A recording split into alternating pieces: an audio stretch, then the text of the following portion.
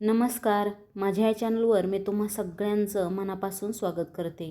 आज मी बनवते अर्धा किलो चिकन व अर्धा किलो तांदूळ याची बिर्याणी. तर त्यासाठी मी इथे एक मोठ्या आकाराचा टोमॅटो कट करून घेतला आहे व थोडीशी कोथिंबीरही बारीक चिरून घेतली आहे. नंतर अर्धा किलो चिकन स्वच्छ धुवून त्यामध्ये धना पावडर, हळद पावडर, गरम मसाला पावडर, लाल तिखट, मीठ व थोडंसं दही 2 ते 3 चमचे हे सर्व चिकनमध्ये टाकून सर्व एकत्र करून अर्धा तास झाकून ठेवलं होतं.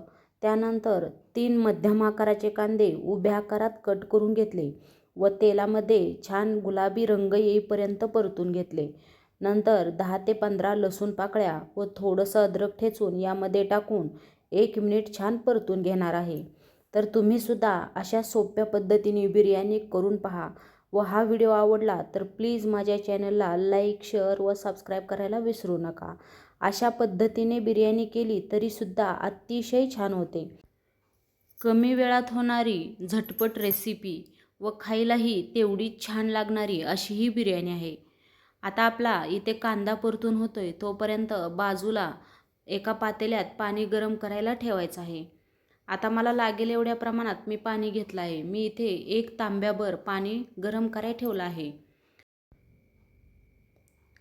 कांदा छान भाजून झाल्यानंतर टोमॅटोसुद्धा आपल्याला यामध्ये टाकून छान तेल सुटेपर्यंत परतून घ्यायचं आहे. टोमॅटो व कांदा हे तेल सुटेपर्यंत मी इथे परतून घेतलं आहे. आता मी यामध्ये टाकून घेणार आहे थोडीशी कोथिंबीर. कोथिंबीर टाकून छान परतून घेतल्यानंतर मी यामध्ये मॅग्नेट केलेलं चिकन टाकून छान मस्त हे शिजत ठेवणार आहे. तर मी ते तेलामध्ये एकही मसाले वापरला नाही, कारण सर्व मसाले मी चिकनमध्येच टाकून चिकन मॅग्नेट करायला ठेवलं होतं.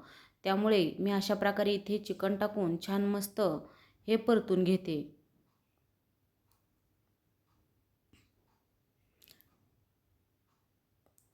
आता इथे लगेच पाणी वापरायचं नाही आहे. थोडा वेळ 5 ते 10 मिनटं अशा प्रकारे शिजत ठेवायचं आहे.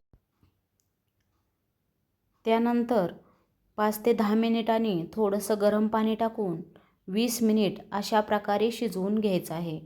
तर मी इथे 20 मिनिटानंतर तुम्ही पाहत आहात कलरसुद्धा अतिशय छान आलेला आहे. चिकनसुद्धा मस्त शिजलेलं आहे. आता इथे अर्धा किलो तांदूळ स्वच्छ धुवून यामध्ये टाकून छान थोडंसं परतून पाणी टाकून हे सर्व आपल्याला एकत्र शिजवून घ्यायचं आहे. तर मी तुम्हाला यानंतर बिर्याणी कशी झाली हे तुमच्याबरोबर शेअर करते. तर अशा प्रकारे इथे मी त्या चिकनमध्ये तांदूळ टाकून मस्त अर्धा तास शिजवून घेतले व त्यानंतर तयार झाली इथे ही बिर्याणी. मी बनवली मस्त सोप्या पद्धतीने बिर्याणी. हा व्हिडिओ तुम्हाला आवडला असेल तर प्लीज मैत्रिणींनो माझ्या चॅनलला सबस्क्राईब नक्की करा व कमेंट करायलाही विसरू नका.